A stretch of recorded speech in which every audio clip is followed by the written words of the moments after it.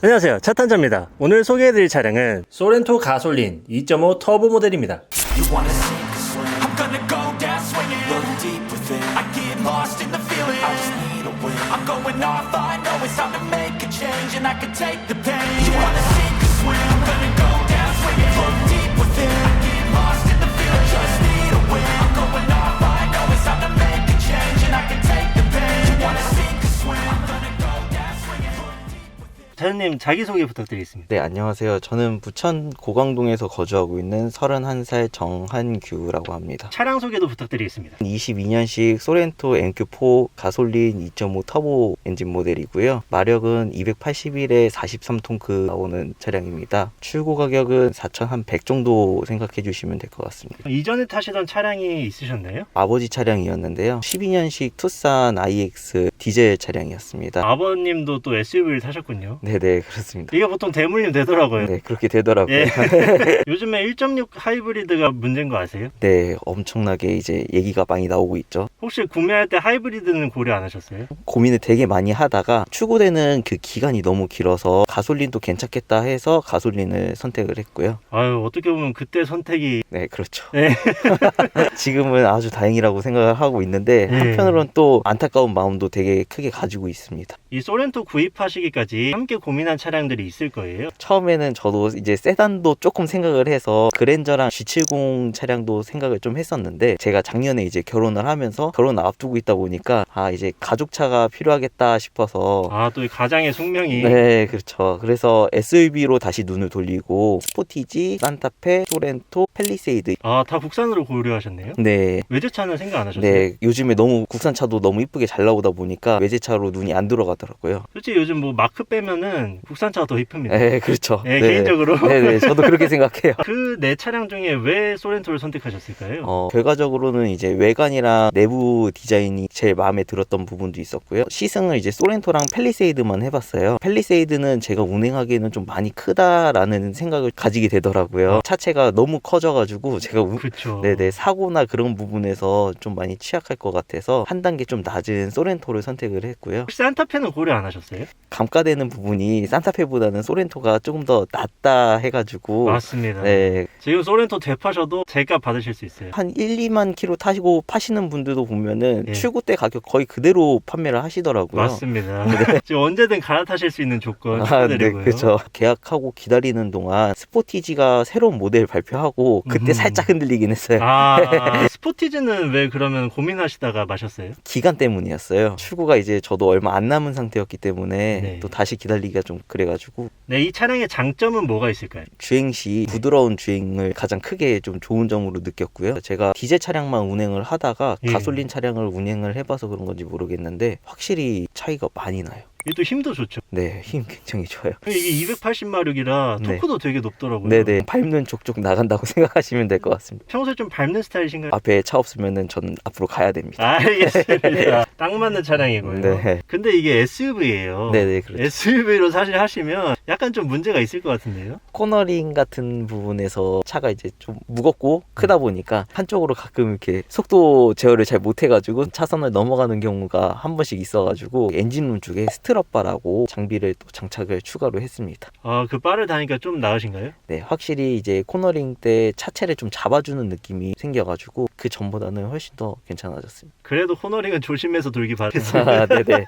요즘에는 그래서 코너링 부분에서는 그래도 저도 좀 많이 조심해서 운전하는 편이고 저뿐만 아니라 다른 분을 위해서라도 이제 좀 그렇게 해야 될 것 같습니다. 맞습니다. 네. 그리고 내부 공간이 좀 넓다 보니까 차박하기도 너무 좋고 짐도 많이 실리고 새드 브라운 가죽 뭐 이런 식으로 나오는 거를 그동안은 많이 못 봐왔는데 이런 부분 때문에 이제 사시는 분들이 외제차 아니냐라고 얘기하는 분들도 되게 많으시더라고요. 새드 브라운 색상이 사진도 잘 나오고 네. 너무 좋습니다. 이염 걱정도 많이 했는데 저는 가죽 코팅을 아직 하지 않았는데 아직까지 타면서 한 번도 이렇게 가죽이 꺼지거나 이염되는 부분은 전혀 없었던 것 같아요. 그리고 이거 투톤이잖아요, 핸들이. 네, 맞습니다. 근데 이거를 씌워 놓으셨네요, 또. 손에 좀 땀이 있는 편이어가지고 아. 네네, 혹시나 오염되거나 미끄러운 것도 방지를 좀 하려고 예. 가죽으로 이제 장착을 했습니다. 또 아끼시는 마음이 드러납니다. 네, 첫 차여가지고 차량의 단점은 뭐가 있을까요? 디자인적으로는 장점이 단점이라고 볼 수 있는데 내장재에 이제 하이그로시가 너무 많이 들어가 있어서 이 부분이 정말 지문에도 너무 취약하고 그렇죠. 네, 먼지 앉으면은 바로 보이고요. 조금이라도 이렇게 긁히면은 바로 스크래치가 납니다. 이게 내장 보니까 차가 네. 엄청 반딱반딱해요. 네. 세차를 자주 하세요? 네, 저는 좀 자주 하는 편입니다. 얼마나 아끼시겠어요. 네, 첫 차니까. 근데 이런 첫 차에 지문 묻고 먼지 쌓이고 아, 못 보죠. 그리고 또 단점이 있을까요? 도어 포켓 쪽이 뚫려 있어요. 근데 여기 밑에가 공간이 또 많이 없어서 이 부분이 다른 물건들 같은 거 올렸을 때 잘 떨어져요, 굉장히.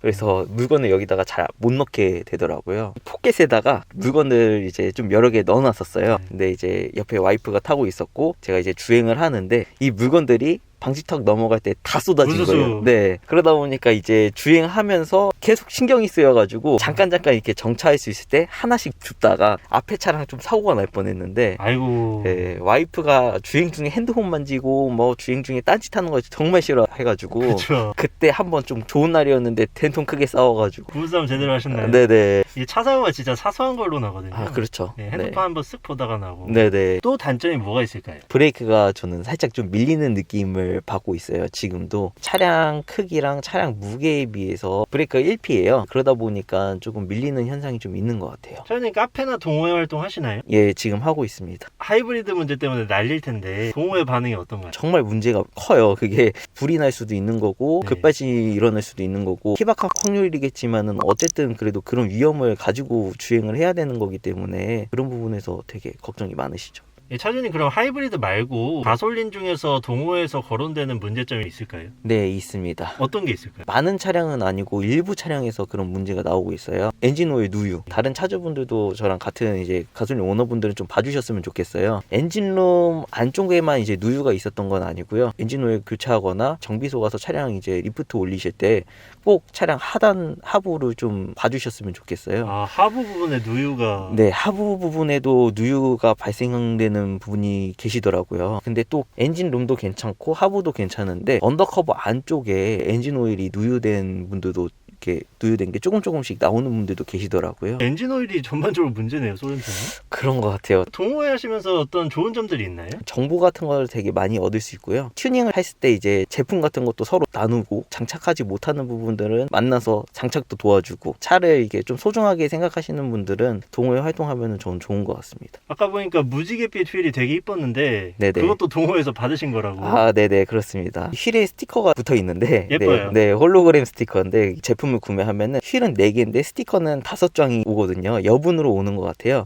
5장이면은 사람들이 다 붙이고 한 장씩은 이제 그냥 굴러다니잖아요. 그렇죠. 그런 것들 하나씩 나눔해서 4분만 구해도 한 차량 붙일 수 있거든요. 이제 그런 비용도 좀 많이 절감할 수 있다. 마음에 드는 옵션이 있으신가요? 일단은 유보 내비. 확실히 해외차보다 좋다고 할 수 있는 게 국산 내비거든요. 네, 넓은 것도 너무 좋고요. 그전에는 이제 내비를 사용을 안 했었으니까 작은 핸드폰으로 거치대에 올려놓고 좀 봤었는데 내비 장착하고 나서 거치대를 올렸는데 거치대는 거의 그냥 충전기로만 쓰고 그 시인성 면에선 비교가 안 되죠. 그렇죠. 스마트 크루즈 기능이 너무 좋더라고요. 고속 주행이나 이제 장거리 운행할 때 그럴 때는 정말 너무 편해요. 구간 단속 시점에서 세팅을 해주면은 제가 신경 안 써도 이제 그냥 핸들만 집중해서 잡아주면 되니까 그런 부분에서 정말 편했습니다. 연비는 어느 정도 나오시나요? 제가 이제 도심 주행했을 때는 한 8, 9 정도 나왔고요. 고속도로 주행했을 때는 12, 13, 최대 나온 거는 한 15까지도 저는 나와봤습니다. 가솔린인데도 나쁘지 않네요. 네, 그러니까 이제 저는 그런 부분에서 아, 다행이다라고 생각을 좀 많이 합니다. 근데 이게 가솔린이 어쨌든 디젤이랑 하이브리드보다는 연비가 딸리잖아요. 그렇죠. 디젤은 왜 고려를 안 하셨나요? 제가 시승해본 차량이 가솔린 차량이었고 그 전에 이제 디젤 차량만 운행을 했었는데 가솔린 차량 운행하다 보니까 너무 이제 정숙하고 떨림도 없고 그래서 디젤 차량은 처음에 먼저 배제를 했고요. 소렌토 디젤도 타보셨나요? 제 차량 말고 다른 분 차량으로 탑승은 해봤어요. 그래도 소음이 심하세요? 근데 생각보다 그렇게 또 그렇진 않더라고요. 아무래도 아버지 차량이 좀 오래되고 그런 차량이어가지고 제가 트라우마가 네, 좀 있었던 것 같아요. 그리고 이제 연비 생각해서 하이브리드를 생각을 했는데 하이브리드를 계약하면은 이제 출고까지 나오는 기간이 최소가 1년이라고 했고 가솔린은 거의 한 8, 9개월이라고 해가지고 기간이 짧은 가솔린으로 선택을 했어요. 한 달 유지비는 어느 정도 나오실까요? 보험료 같은 것도 다 환산해서 계산을 한다 하면은 대략적으로 한 40에서 50 정도 나오는 것 같습니다. 보험료랑 세금이랑 기름값 총합해서요? 네네. 주행을 거의 이제 출퇴근용으로 하다 보니까 거리가 그렇게 멀진 않거든요. 10몇 킬로여서 장거리 뛰시는 분들보다는 유지비가 좀 덜 나오는 것 같고, 저처럼 짧은 거리 뛰시는 분들은 저 정도 나올 거라고 생각을 합니다. 차주님, 그러면 이 차에 별점을 10개 만점으로 주신다면 몇 개 주고 싶으세요? 저는 9개 주고 싶습니다. 한 개는 왜 깎인 거죠? 제가 블랙박스가 없습니다. 블랙박스가 없으세요? 네. 왜 안 다셨어요? 제가 빌트인 캠이라는 거를 출고받고 사용을 해보니까 예. 솔직히 빌트인 캠은 기아 측에서 조금 더 많이 개선을 할 필요가 있다고 저는 좀 생각을 해요. 저도 그렇게 생각합니다. 녹음 기능도 없고 주차를 하고 나서 최대 녹화되는 시간도 10시간밖에 안 되고, 그래서 저는 이제 조만간에 사제 블랙박스를 장착할 예정이고요. 실망을 해가지고 1점을 하나 깎았습니다. 그래서 원래는 10점 만점이지만 네. 네, 그것 때문에 이제 9점을. 아이나비 빨리 다시길 바라겠습니다. 네. 마지막으로 차량 총평 부탁드릴게요. 요즘에 나오는 차량에 비해서 외관도 그렇고 내부도 그렇고 모든 부분에서 저는 이제 디자인이 너무 이쁘게 잘 나왔다 생각을 하고요. 네, 인터페이스도 편리하게 구성이 돼 있어가지고 처음 이제 접하시는 분들도 해당 기능들을 다 찾아서 사용할 수 있을 정도로 보기 좋게 만들었고요. 공간이 되게 잘 빠져 있어서 무거운 짐이나 큰 짐 같은 것들 트렁크 2열만 접으면은 아무리 크던 짐이어도 유모차도 보니까 한 2대 정도는 들어간다고 하더라고요. 아이 있는 집안들 그리고 가족이 많으신 분들도 운행하실 때는 되게 좋을 것 같습니다.